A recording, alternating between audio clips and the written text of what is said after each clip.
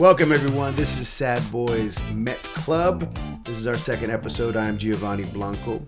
And I'm Franklin Blanco. Before we begin, please do all the things that you need to do to keep this thing going. Remember to hit that bell, smash that subscribe button, and don't forget to like. And share, please. We're going to just jump right in and talk about a lot of things because this is kind of almost an education for me because I'm a huge Mets fan. I'm just not a huge numbers fan. I don't keep track of all the people coming and going necessarily. I'm more about the games, but Franklin is definitely on top of it, and we're going to discuss. We're going to start off with something. What do you think? What do you think we should? I think we should start off with some of the big guys we got that we haven't talked about yet, because last episode we talked about Freddie Peralta and Bo Bichette, because those were the big guys. But today, I just found out that you didn't know about Luis Robert Jr. or Marcus Semien, who were two pretty big gets this offseason. And honestly, I think we should start with Marcus Semien because he's kind of... he was the first thing we did the offseason because he is who we traded to the Rangers. For Nimmo, right? For Nimmo. So... And I've recently realized Carson Benge is kind of just like a new Nimmo. Like he's very Nimmo. A baby Nimmo? Exactly. That's a new nickname, baby Nimmo. But Marcus Semien also, in a way, was us saying goodbye to Jeff McNeil as well because he was our second baseman. And we kind of knew we were getting rid of him, but that was the final bolt in the coffin. Marcus Semien plays second base, used to be really an elite batter. Like he had one season with the Blue Jays where he hit like 40 home runs. Yeah, dude. And he got a massive contract with the Rangers. And he was their captain for the longest time, including when they won the World Series. And he's also known as like a good clubhouse presence, and he's one of the best defensive second basemen. So that's what's his status in the last few years though? He's not that great batting, but when you look at it and you compare it to McNeil, he was a little bit off because of like injuries and that kind of thing this year. He's gonna be a better player overall because that was another thing is we wanted to focus on the defense, and he is about as good as you can get. Like we have one of the most solid right up the middle pairs you could get with Lindor and Semien. And at spring training they're already talking, they're already vibing because Lindor's done his surgery, so they're already getting along. That's a quick one. That's awesome. I want to move on to Luis Robert because that's like, yes. You said to me that we just got this new guy. I just saw him because he just did a press conference yesterday. Yes, he just did his press conference. So it was just one of those things. I was just like, "Who's this guy?" It's like it feels like we're kind of overloaded, but I know that that's the case always in spring training. That you're always kind of like, yes, it's a 50-man team or something like that. We have a lot of guys in our spring training, but Luis Robert was who we got for Acuna. Okay. So when we did that trade, we needed somebody in the outfield, and that was like a long talked about thing. I wasn't the biggest fan of it, but I'm kind of getting more on board now because I think he has high upside. He's played great before, and he can play great. We've seen. I'm really excited. I think we needed a good like center fielder. Cause is he gonna be the center fielder? Right now he is our center fielder because if somebody's playing somewhere else, it's gonna be Carson Benge is playing right field. Right. Yeah. Soto's in left. Because Soto moved. So he should be our center fielder, but he's not big on playing a full season. Like normally things happen. So we do have a lot of insurance in guys in the outfield. Like we have. Yeah. Even Beatty. I bet Beatty could play, like, center. I have faith. I think Beatty could pitch if he wanted to. I'm high on Beatty, but Rober. Speaking of Rober, funny thing I might add, the White Sox general manager was so high on Acuna, like he thought so highly of him. He was like, he's the most versatile player ever. He's a switch hitter, and he mentioned that he was a switch hitter, like in 5 different press conferences, and he's not. He just like I think he's just like he's one of the normal ones. So he did make a bit of a fool of himself, even though he's a good player to have. It was just really funny to see. But I want to quickly transition into another guy that we got, which is Mike Tauchman, because he's another guy who isn't going to play the full season, but he's very solid when he does, and he's just gonna be great to have as outfield insurance. Like, he's gonna be on our roster, I think. Yeah, I mean, you already told me that Robert's not going to be playing all season. Exactly. It's just good to have another guy in the outfield. And they're teammates. when Benge gets canceled. Said something a little too country. Oh. I love that.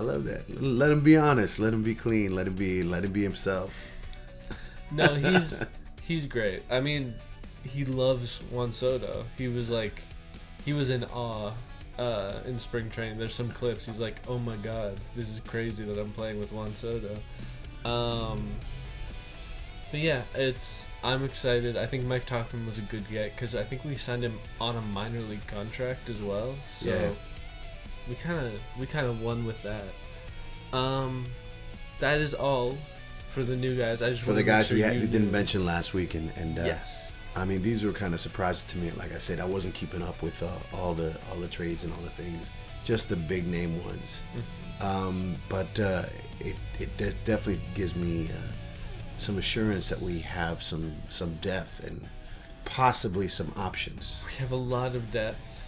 I mean, there's potential for more depth, I will say. You mean more trades? More trades. More pickups? I think more pickups, more trades. And also, of the depth we have right now, we have we have a bunch of smaller guys who are going to be like playing in our AAA, like MJ Melendez. I remembered this time. Couldn't remember last episode. MJ Melendez, because now we got Mike Tauchman. MJ Melendez is not playing on this roster. Realistically, he's going to be in AAA, which is fun. I think he's going to be good in AAA. And then we have a bunch of catchers. Like, we have so much catcher insurance. That is crazy. Something new. Yeah, we have. I think we might have like 5 catchers or That's more. Like, crazy. We have a lot, because we got. We already had like 3, because we had Alvarez, Terens, and Sanger, and then we got I think 2 more on like minor league deals. Because I know we got at least one. We got one of the Dodgers, and I think we got somebody else too. Like, we have a lot of catcher safety. Yeah. As well as catchers, I just wanted to mention somebody who I saw recently, who I didn't even realize we got. Like, we got him like a week ago. Who's Brian Hudson, which I think is really gonna be good for our bullpen, because we have like no lefties. And realistically, we're kind of running out of time for move making. So I'm starting to think this might be who we're going into the season with. And Brian Hudson is a guy we just picked up. Very low budget. He was with the Brewers, but he pitched only like 15 innings. Like, he wasn't really He good wasn't at all. used, or was he injured? I don't know. I know nothing about him. I just Or was he just a not like person? He's like, Hudson again. I mean, as the Brewers are a big vibes organization, he might have been too tall. All their pitchers are like 5 feet tall. But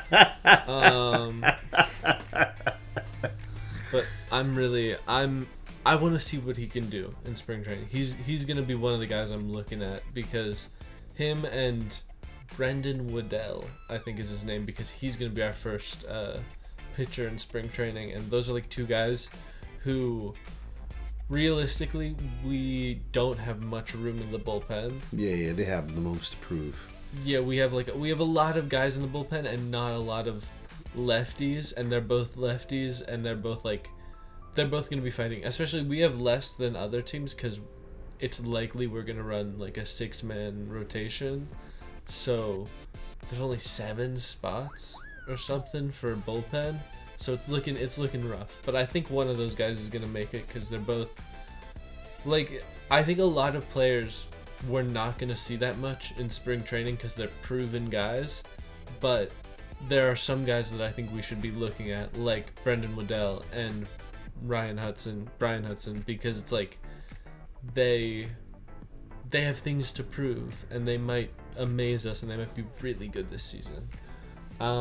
Yeah. I figured I just might add that. Speaking though, sorry to keep ranting. All right, please continue. I'm being educated, so I'm learning about all these situations. Go ahead. I saw a really interesting trade proposition because we do need left-handed guys in the bullpen, and right now we're just thinking about like, he's kind of okay. He might be good. So last week we had the 4 wishes for you for this Mets this season. Now you have, I mean, this might be like a section that we do every week. What's your wish for the Mets this week? I mean, my wish for the Mets this week is, I mean, honestly, I think I have 4 again. I have 4 again. Let's go. A little bit of it's repeating. It's ambitious, yeah. But yes, on the topic of pitchers, on the topic of left-handed bullpen guys, the Tampa Bay Rays have a reliever named Garrett Clevenger. He's very good because he throws very fast, and we don't have any left-handed guys that throw hard. Yeah. And we don't have much guys that throw hard at all.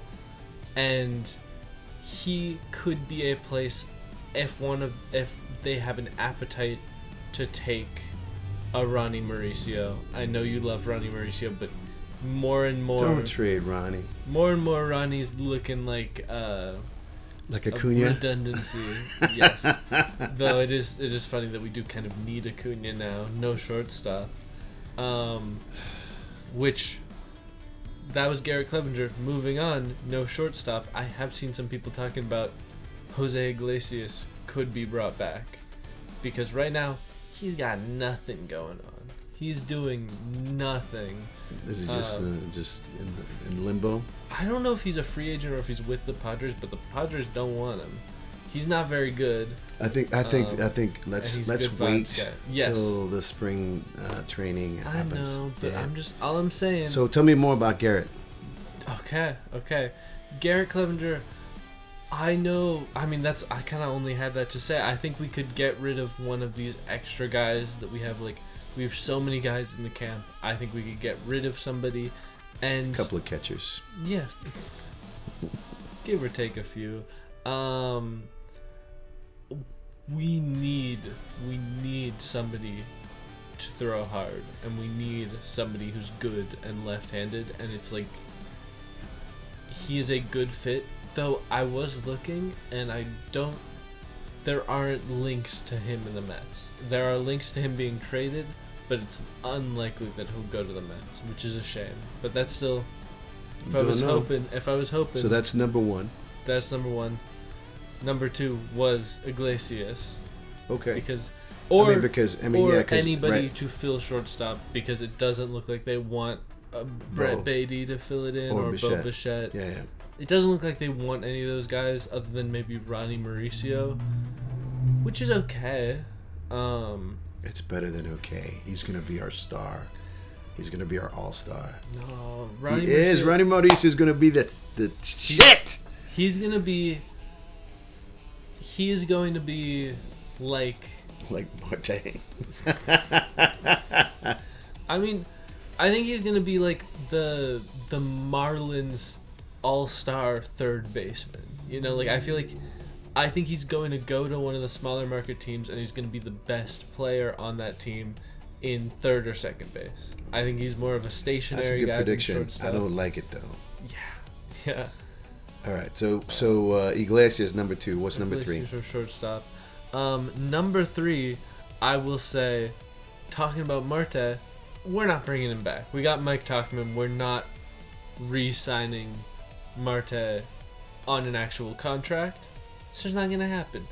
But what does Soto have to say?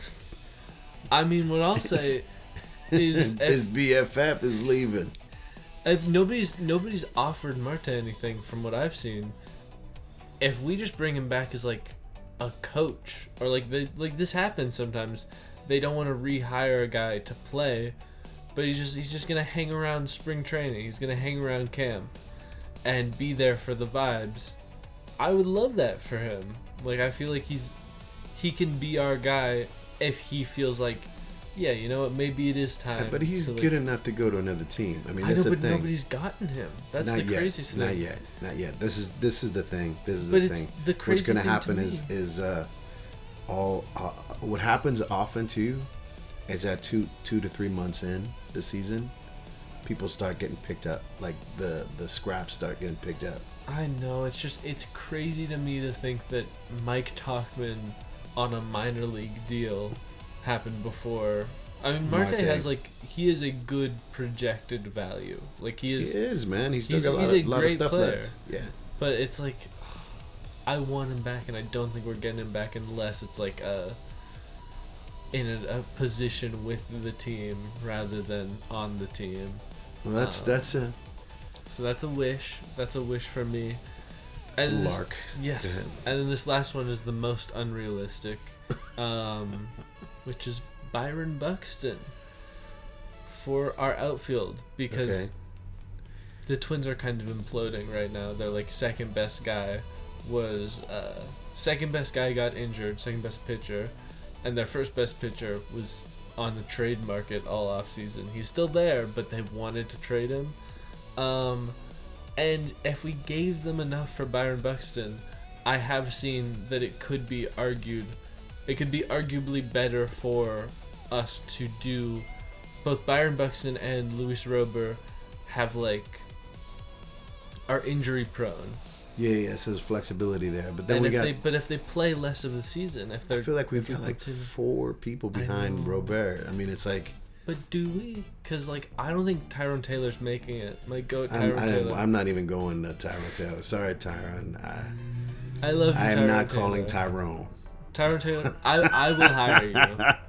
I will personally hire you. I'm not one of those people making memes about your overinflated stats. No hate. Perfectly inflated. But I'm just saying, all the people we just got, there's 2 or 3 people behind. There's a fear because we have Luis Robert, and then we have Mike Tauchman, who's more realistically going to be like a platoon in right with Carson Benge over center field. And then we have a couple of guys like Beatty, and even I bet Polanco could play. Beatty's another guy, Polanco's another guy who can bounce around, though I think he's mainly infield. And then we have MJ Melendez. Yeah. And that's not the best. Yeah. I mean, we need. I mean, yeah. I mean, we can only hope that they have. It's not gonna happen. It's. I think the first month, this first 3 to 4 weeks of spring training is going to be telling. They're going to know right away if they're going to have to do those kind of make sacrifices. Well, I don't even know, because those were my 4 things. We might as well move right along. Hold on. So you're done with those 4 things? You don't have nothing else? Those are my 4 things. I'd like to add something to it, because I like to add something to it. I think that my wish is that the Mets invite you and me to a game. Officially, the Mets invite us to a game. That'd be my wish. To add the 5th. If it's gonna be a tradition where you have several things on a wish list, and I'll just add a little cherry on top. That's my wish. Mets officially invite Sad Boys Mets Club to Citi Field to a game. I mean, we must have at least 50 years of patronage up to this point, like combined. We'll do anything. Tell us what we need to do. I mean, we'll post a Mets thing every day, saying how much we love the Mets. And we live in LA, or LA County area, and it's not the easiest thing to be a Mets fan here. Not at all. It's not hard. Though there are It's more not hard. than There's a lot of Mets fans out here. I mean, when we go to Dodger games, sometimes when the Mets are playing, there seems to be a good amount of Mets fans. But we always have to wear helmets because they keep pelting batteries. But that's my wish. Mets, invite us officially. Invite the Sad Boys Mets Club to Citi Field. It would be fun. We'll be polite. So now that we've officially begun spring training, players have reported to Point St. Lucie, and the injury list has been. I mean, luckily it's not that bad. It's more so we have a lot of guys on injury watch. So I fear there's a couple of things we won't find out about during spring break just yet. Like, we won't find out the extent of our team, because, I mean, obviously Lindor's out, but then they also have Beatty, who was feeling a little bit of hamstring. I think his hamstring was acting up, so he's still playing, he's still fine, but he's going to be taking it really slowly in spring training, as well as Rober, Alvarez, and I believe Blanco are all going to be taking it slow because they have injury history, which is is good, because truthfully I wouldn't. I mean, want Polanco is really the only one that. But even Robert, I'd want to have seen how they work with no, the team. No, but yeah, Polanco yeah. is the one who's something crazy is gonna happen with him. No matter what we do, it's gonna be crazy because he's I mean, I've seen him training. It looks exciting, but he's a weird first baseman. Yeah. He's playing first base like a shortstop, which is fun. How so? He's being a lot more. I mean, I guess I'm more comparing it to Pete Alonso. He's very fluid. he's spry. Yeah. He's not a polar bear. Exactly. Big difference to look at and watch. And he's kind of been tearing it up in batting practices as well. Okay, I'm good. excited for him. I'm really excited for that. Speaking of Port St. Lucie, they just broke ground on the new facilities that have been in talks for 5 years. They're completely upgrading everything. So wait, are they done or they're starting to? They just started, but it should be done by next spring training. It should be not this spring training, the one that we're going to. Not this one, but hopefully we'll go to the next one. If there Porta potties, it is. We'll see. We'll see how next season pans out. Actually, if anybody's watching this, anybody out there who's been to spring training, who's been to Point St. Lucie's, seen the Mets in spring training, we are curious of what that experience is like compared to, say, Citi Field or Shea Stadium. What it's like to see them play in that environment. Does it feel like Little League compared to Major League, or is it just hey, it's just a different thing? Does it feel like watching the Sacramento Athletics? Or the Bad News Bears? Oof. I would rather watch the Bad News Bears. So that we're looking forward to that. We're going to see a few games in a few weeks, actually, and we'll be excited to see some stuff. Hopefully, we'll have some cool footage from there. I'm excited. New facilities, all thanks to Steve Cohen. I know we have sometimes I have complaints about Steve Cohen. Hey. But it is nice to see him, because that facility being upgraded is for the players, and it's always nice to see effort being made to make the players have better times, because that's good. If the players are happy, they play better. It's always nice to see. I mean, it's I also saw a video of I think it was Steve Cohen's wife. She's very active with the team. Everybody knows her. Everybody likes her. That's really cool. I mean, I saw her like welcoming new players, and you know, you don't think that that's like their folks are on the ground and hands on, and but that's cool. That's really cool. You know, I don't know. This is like the kind of a tangent because we're talking about Cohen, but the whole thing with Soto and Lindor and Nimmo, about, we were just talking casually earlier about people wanting someone to be a captain, or players wanting to be a captain. For example, Nimmo's case, he wanted to be the captain, and you know, there was a lot of Lindor vibes. And then of course, since Soto is like our all-star player, they would be naturally, they'd make him a captain if there was a captain. But Cohen kind of straight out said that Marcus Semien, who's known to be a captain, who's been there, done that. Yeah. But you know, Cohen said that there won't be a captain on this team. I didn't see why. I didn't get to see that interview. But did you hear? I'm paraphrasing, but I think it's mainly just about, it's meant to be a team where everybody's doing some leading. Everybody is a team player. It's less like the Yankees.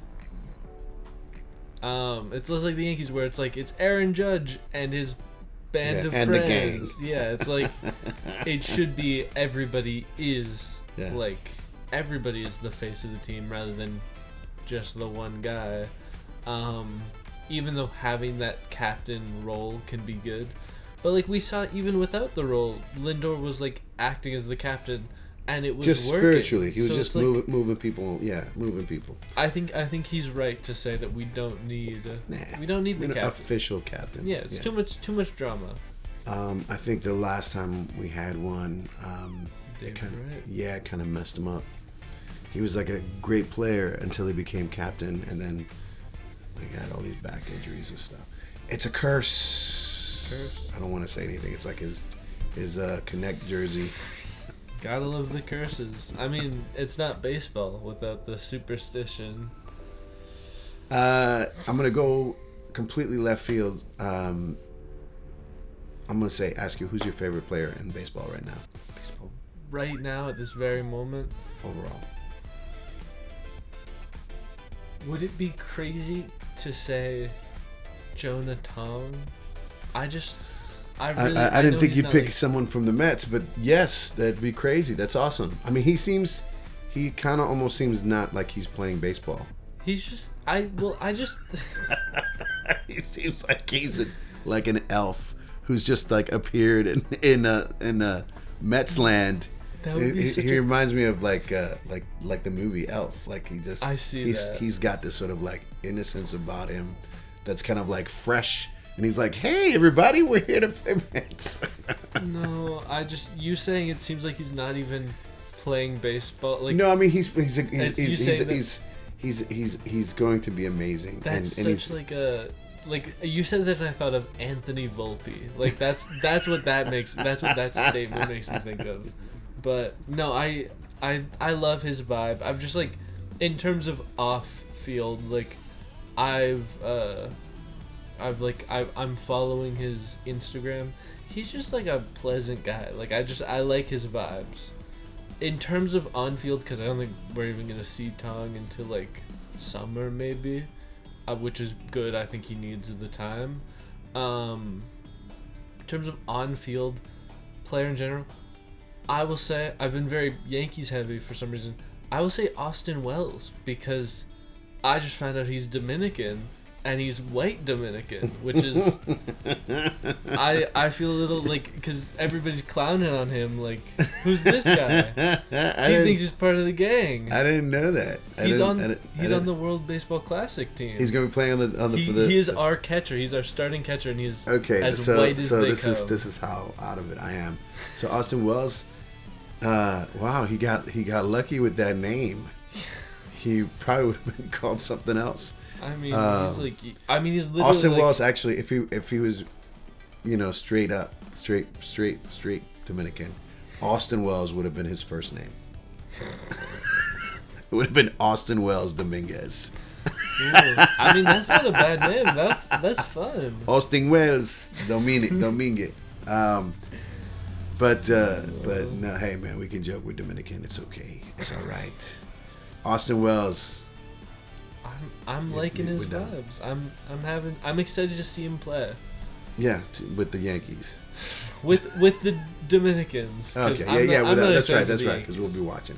Hopefully. I'll be rooting against him when we're playing the Yankees. But other than that, I'm excited. Yeah, that's my guy. What about you? Do you have any guys you're thinking of? I don't know. I'm kind of. I feel like I was in the when we got Soto.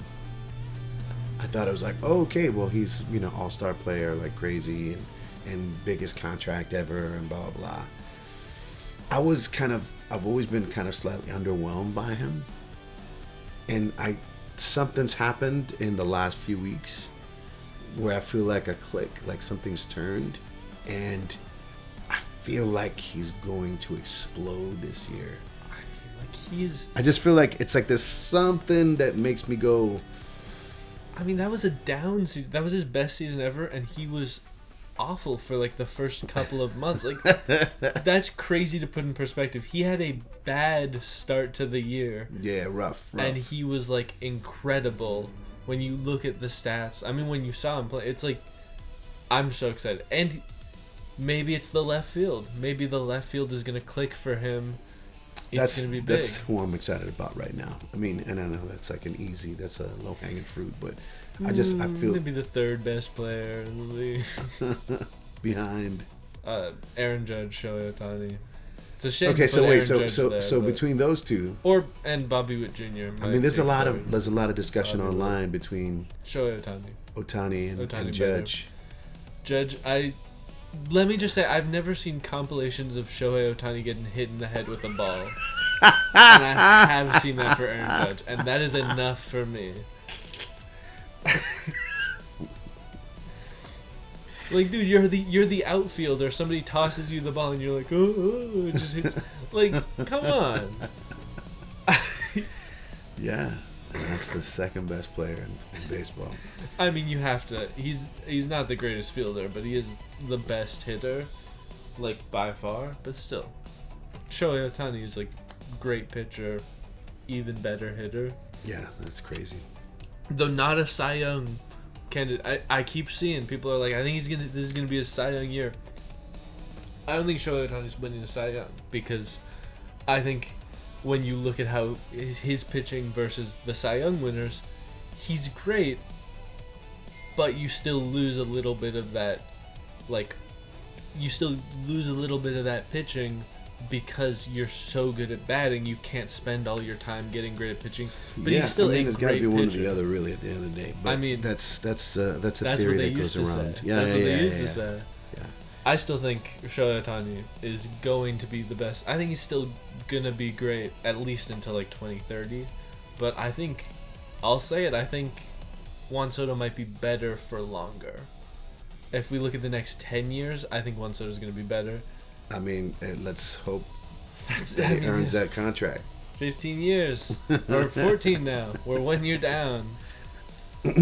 So, we're just a week in spring training, right? If we had to predict what the lineup looks like right now, as of now, and let's say Lindor starting first day. Lindor, I think he's going to start first day. Okay, let's just say that. Let's just put that out in the universe. Lindor starting first day. What does the lineup look like to you? I mean, I love our lineup. I think it's going to be... Just for the first stringers, like the first, I mean, first game. Even. Yeah, just first game. Alvarez catching. Yeah. I hate you, Luis Trans. I think Jorge Polanco first base. Okay. Marcus Semien second. Lindor short. See, this is where it's interesting though. No, I think Bo Bichette will be our third base. I think last week DH. Last week I was less high on him, DH. but people are like looking at it. People are like, I don't know. This is like, he's kind of pretty okay. No, I think he's got to keep Beatty in there, man. Well, that's. Oh. Sorry. I want Beatty to have everyday field. Beatty's got to be in there because I think here's the thing. If I was hoping, if I wasn't being realistic, it would be Beatty, third, Bo Bichette DH. But Bichette's got to be Lindor and Beatty's backup. I mean, it's like he's got to be we have a lot of third base backup. Let's be honest. Polanco, yeah. Other people. Mauricio. Vientos. Gotta love that he's still on the team. Vientos still hanging around. I think this is gonna be his year. He's gonna turn around. There was a bad message 2025. He just wasn't the same guy. He's gonna turn around. All right, so let's just go with your first thought. Bo Bichette on third, Lindor shortstop, Semien second, Polanco first. It means Carson. See, this is where I think Carson. I think Benje's gonna make our starting day. I think okay. Yes, okay. I'm being positive. I think Benge. I think it wouldn't hurt to have somebody new, somebody fresh. Yes. On the team the first day, like. People were saying that we shouldn't rush him, but I think he's ready. Yeah, I think so too. I mean, because it's just like, let the veterans be the backup. I think I would love to see Soto, Rober, Benge. I would love that. And then honestly, though, if we're being like that, we could also put Beatty DH. If Bichette is third True. and Vientos isn't hitting that good, put Beatty DH. He can even pitch. I'll put Beatty as our starting pitcher. I don't care. I'll stand on it. Say Beatty is our starting pitcher. Oh no, you're right. Bullpen. He'll be our closer. And I think Freddie Peralta is gonna start because I think he's our best pitcher. So we're going with Robert and Soto for the rest. Yes. Okay, Soto, I didn't hear Robert. that part. So starting pitcher first day, Peralta. For sure.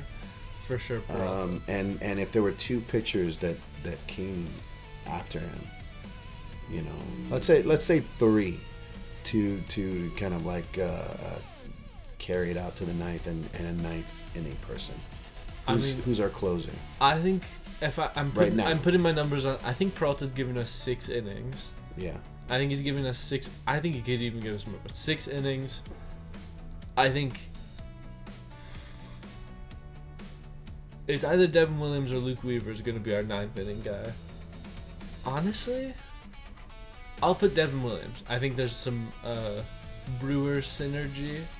I think that might be nice. And then to fill out 7th and 8th,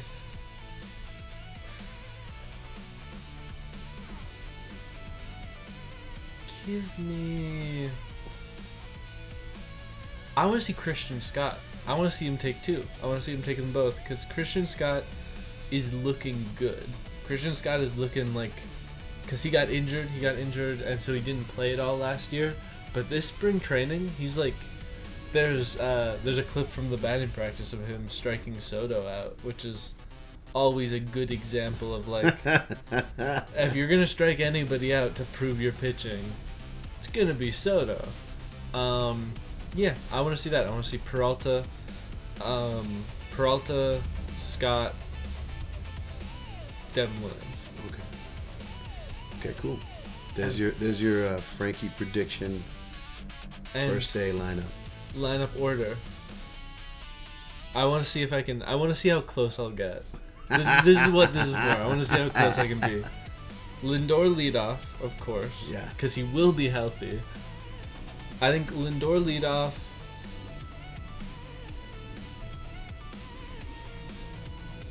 Does Soto hit second? No. No, but where does he hit? Fourth. Oh, Yes. Fourth. That's good. But no, I think third. Because he should have some protection behind him and have some guys on in front of him. That's what I'm thinking. Okay, but what are you thinking as far as before and after? I think I'm kind of. Ooh, should Bichette be after him? Bichette should be fifth. Bichette's fifth. Okay, what are you thinking? Beatty Tell is me what you're second. thinking. Ooh, Beatty second. Yeah. Oh my goodness. Yeah. So Polanco third or No. Rober third? No. Or Benge. Or Alvarez. I don't know about Benge. Alvarez Benges is 8. are 9. Benges are 9. Yeah. Alvarez are 8. So you're either thinking Polanco or Robert. In front of. No, then I would push it. So I'd do Lindor, Beatty, Soto, Bichette, Polanco, Robert, Alvarez, Benge. God, that's a good lineup. Is that all of them? Yes, when you look at that lineup, Yeah. that is nice. Yeah, if they hit. I think they're hitting good. Alvarez. The question mark is always the second half. It's like really kind of like, because if these guys, I mean, honestly, I think Alvarez is going to be great. I hope so. I hope he gets that like fire again, like Somebody- that he had last year. Somebody break his finger. That's what we need. Just the one finger and we'll be good. He's going to be incredible. That's our lineup prediction. So, this is Sad Boys Mets Club, and Franklin had a question about fantasy baseball and how does it work and all that.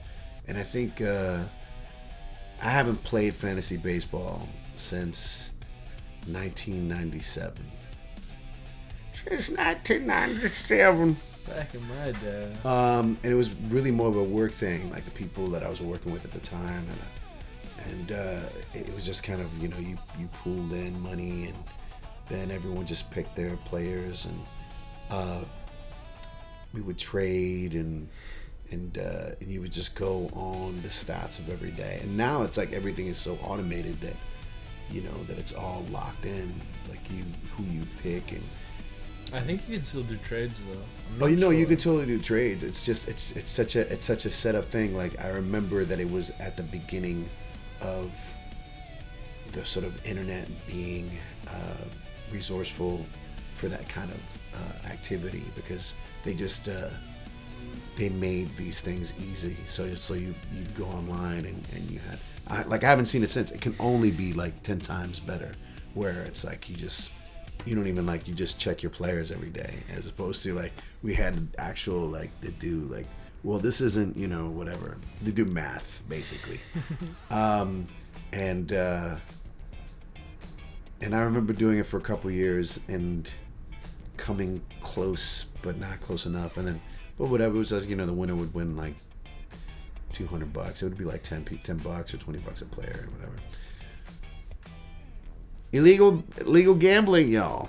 Not promoting that, but yeah, it would be fun to do it again. I mean, I guess we could reach out and say who's down to do some fantasy baseball with us.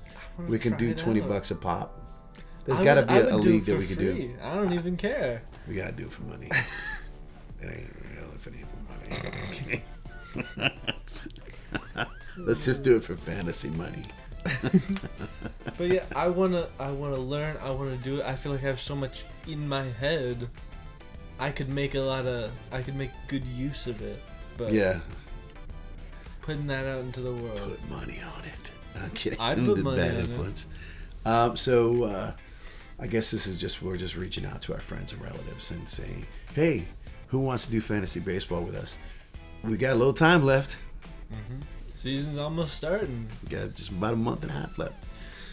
What else do we want to talk about? We could talk about the World Baseball Classic. Okay, World Baseball Classic. What are we talking about? How's it looking for the Dominican roster? It's looking great. It is looking great. I know Austin Wells is catching. Austin Wells, carrying this team. Well, no, I'm really excited because I've seen a lot of different rankings of teams. Yeah. And the Dominican Republic is solidly second, which is more than I Who's would first? have thought.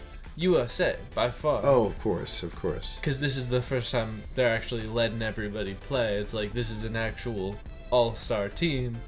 They have Paul Skeens and Tarek Skubal in the same rotation. That's like, that makes sense. But I thought we were going to be third because Japan is like the reigning champions. I kind of assumed we would be third. But if you look at our team, it's great. Tell me who's on it. It's going to kill me. Pedro Guerrero. So Joaquin close. Andujar. So close. Vlad Guerrero. Vlad Guerrero Jr. Vlad Guerrero Jr. Wow. One of, if not the best first baseman. I don't remember his name, but we have second baseman and Ketel Marte on short, and those both guys from the D-backs, probably the two best of their respective positions. Like, other than like Bobby Witt Jr., we kind of have the best shortstop, second base kind of thing going on.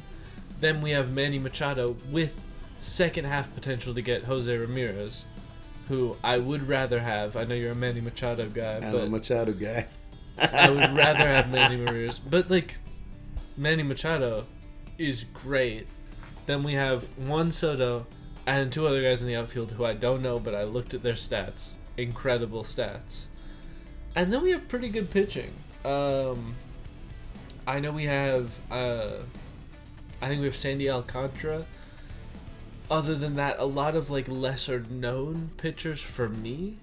But at the same time, because Dominican players aren't typically known for being the pitchers. Yeah. That's been the struggle in past World Baseball Classics is the pitching. But it's like, if you look at all of the stats, we kind of have like a really beefy pitching lineup too. On top of, and I forgot to say, Austin Wells catching. That's gonna be our team. And then we have like, God, it's such a good team. It is better.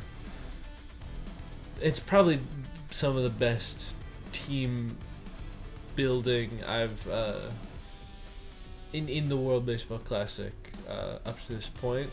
I think it's really good. I think our biggest competition is the U.S. We have a chance. I'm excited. I'm excited to watch Italy too, because it's such like a weird team, but they kind of get a lot of guys. Because it's like Italy is just the better Israel, because Israel is all the mediocre players who couldn't make their team, and mediocre Americans, and then Italy is all the like pretty good Americans. like Italy has some good guys on it, so I'm excited to watch Italy. I think Netherlands was like a surprising team. Like, oh no, Netherlands wasn't a surprising team. It's just a team of like electricians. It was surprising in like basketball one year. They like, because I think Netherlands or one of those European teams is always in everything, but they never have enough players or an actual league. Yeah, they don't have an actual league. They just want to send guys out there. So it's like their rec center basketball team playing like the best players in the world, and sometimes they win. And I want to see if they can win this time. Sounds like a Disney movie in the making. I'm shocked there hasn't been one already. That's like, it's the perfect thing. I'm excited. I think that we're gonna crush the U.S. I think we're gonna crush Japan, hopefully. I'm more scared of Japan than I am of the U.S. because the U.S. is a lot of people who I feel like are supposed to be scary, but it's like, but might not be playing like 100% because they don't want to like. But like also like I feel like our team has played Aaron Judge a lot, and I've never been like, oh no, Aaron Judge is up to bat, even though he's a great bat. Like, even though you look at it as like he's supposed to be great, I've never been scared of Aaron Judge. Yeah. And they have very much a team full of that. Plus, Corbin Carroll out on hamate bone injury, just like Francisco Lindor. It's going around. Watch your hamates, guys. It's the new COVID. But yeah, so I think that we have a very good shot. Also, I think Venezuela might have a great shot, so I'm excited. Venezuela, there's a lot of, I mean... I believe Mark Vientos is on that team. The tickets, I mean, just going on ticket sales alone, that Dominican Republic versus Venezuela game is that's the big one. $1,500 a ticket. I mean, that's how it works, there's a wish. Let's put that out there. No, let's put that out there. So Frankie and I are going to see 2 games, World Baseball Classic games. We're going to go see... do you remember what they were? Israel and either Nicaragua or Netherlands, because those are both in our back. So Dominican Republic versus We're seeing the Netherlands. Oh my God, I'm so Dominican excited. Versus the electricians, and Dominican Republic versus Israel. Versus Benjamin Netanyahu himself. He's gonna be there. But then we'll be in Miami on that Wednesday, where Dominican Republic is playing Venezuela. We'll sit on like a big tall building and look over onto the field. Any recommendations? If anyone has any recommendations, if there's a place, if there's a hotel like lobby or like a rooftop restaurant that we can kind of just peek over, or if anyone wants to hook it up, I'm just putting it out there. Just putting it out there. We're cool people. And hey, or anyone on the Dominican team. Come on, man. Come on. Juquelo. Austin Wells, I'm looking at you. Real quick, you know what? It's a good segue to do the Dominican word of the week, and I think that we should probably keep it apropos to baseball. And I'm going to say the Dominican word of the week is ponchao. Ponchao or ponchar, but ponchao. It sounds Asian, Japanese, or Chinese. Ponchao. But ponchao means struck out. So because you got punched out. Yeah. You got ponchao. So ponchao. So if si te van a ponchar, it's like they're gonna strike you out. But si está ponchao, you struck out. Ponchao. And my favorite thing is listening back in the day, watching Dominican baseball, growing up in Dominican Republic. The announcers would say, it was an ad. They would stick in ads for every sort of play. So if it was like if it was a third strike, they use this company called Pintura Popular, which is Popular Paints, and they would say he got painted, he got struck out by Popular Paints, and the pitcher's name, but it's like Lo ponchó le pintó con la mejor pintura Popular, and I never forget that. That's such a crazy thing. But ponchao, that's Dominican over the word of the week. Ponchao. Okay. Any good movies you see lately, or movies? I mean, yeah, but I don't know how they relate. What did you watch? I mean, bad movies. I can tell you one right off the top of my head. Which Wuthering Heights. Oh, no. A really, really bad one.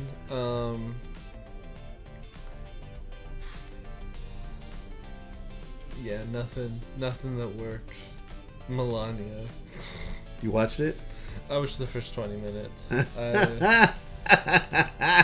Because I saw Dracula right before it, and the timing worked out to where I could just walk over and not get a ticket from Melania, and then I just watched the first one. It was really bad. It was genuine, because it was so funny, because she does nothing, and it's a movie about all the things she does, and it's like there's also, not to make fun of her accent, but I didn't realize I left Dracula. It was the same thing. It's like, I love the name. It's like, and all of her assistants, by the way, gay men and immigrants. It was like a crazy thing to watch, just in act of them. And also, everything she did was like, actually, I think this should be like that. And then it would cut to them, and they'd be like, we can't do that. How can we trick her into thinking that we did that? It's like, it was crazy. That's hilarious. All right, so that's the wrap up for Melania. Tell me about Dracula. Dracula. I got the accent now. So I'm careful. I'm a big Luc Besson fan. So I haven't seen his other stuff, but I can tell you it's better than that. Just because it's. I haven't even seen Nosferatu, but I know what people are talking about when they say that it's just a worse Nosferatu. Like, he watched Nosferatu and was like, I can do that, and he couldn't do that. Yeah, it was like Wuthering Heights bad. So Wuthering Heights was bad? I haven't seen any of these movies. You shouldn't see Wuthering Heights. I can tell you that right now. That's one you don't have to see. The trailer's a little bit too much for me, so I thought the trailer was great. That's really? like, the trailer was the part that... The trailer seemed like a cologne perfume commercial. Exactly. I mean, that's... Suzanne. That's all of her movies. That's like that Emerald Fennel. That's like the movie she makes. It was Saltburn again. Yeah. But I hated it more because I had an expectation that it would be better. Yeah. Because I didn't think they'd let her make another Saltburn with bigger name actors and an actual like book property attached that's people love. But she did. People love those movies. Not many people. I think we all agreed. This was the movie that made me realize that I actually don't like Margot Robbie. Like, oh, that's too bad. I think she made a great Harley Quinn. Harley Quinn. I think she was good as Harley Quinn, but like it's like at a certain point you either retire or you pick a new niche, and she's done neither. And Margot, I still love you, Margot. I still love you, Margot. But then Jacob Elordi was in it too, and it was so much worse. I hate you, Jacob Elordi. No offense. He was so good in Frankenstein. He's so good in Frankenstein. He looked like Frankenstein. To be fair, he looked like he just kept going. He walked from set to set. The makeup didn't come off. Exactly. I'm going to add my only review for this week, because it's the only movie I've seen this week, was a movie called Tender Mercies. That was directed by Bruce Beresford, I believe from 1982 or 1983. Robert Duvall is the lead in it, and he plays kind of a washed-up singer-songwriter, country singer, who's had a lot of problems with alcohol, and tries to kind of collect himself and put his life back together, and has dealt with a lot of tragedy. And it was one of the most... he won an Oscar for it, but he passed away this week. So I was just like, I needed to watch a Robert Duvall movie. And man, I hadn't seen that movie since I was a kid, and I didn't, I remember being moved by it, but to see it now, to see something and like it's people like to say, like, sometimes it's like watching paint dry. I like watching paint dry. If it's like the right colors, it's perfect. It's just, it was so poetic, and his acting in it is so pure and honest. And also, I didn't know this before, but when I saw the movie as a kid, but he actually sang and played in the movie, played guitar and sang, and he wrote some of the songs. So there was there's definitely an authenticity to it. There was truthfulness and the sort of like, it was so beautiful. It was beautiful. It stayed with me it's still with me right now. So Tender Mercies, Robert Duvall, rest in peace. Rest in power. Great actor. I think we can end it here. I can end it here. Yeah, let's do that. Once again, y'all, this has been Sad Boys Mets Club. Thank you for listening or watching or hanging out. Wait. I feel bad. What? You gave a positive movie review, and I only gave my negative ones. All right, Let me throw one in there. I don't even have to explain it. Water Lilies. It's a French movie about lesbians. It's really good. It's by Portrait of a Lady on Fire. Ooh, I love that movie. It's by the same director. Director. One of the main characters is the main character in this as well, like main actresses. So I love that movie. Okay, so it was really good. It felt very like tangibly real, and like the emotions were it was very well made. I really liked it. Water Lilies, y'all. Water Lilies. Okay. It's very hard to find though. You might have to pirate it. Don't pirate it. Don't do it. All right, thank you all. Thank you all. This is Sad Boys Mets Club. Thank you for hanging out with us. I'm Giovanni. And I'm Franklin. Do what you got to do. Smash that subscribe button. Hit the like and ring that bell. And share.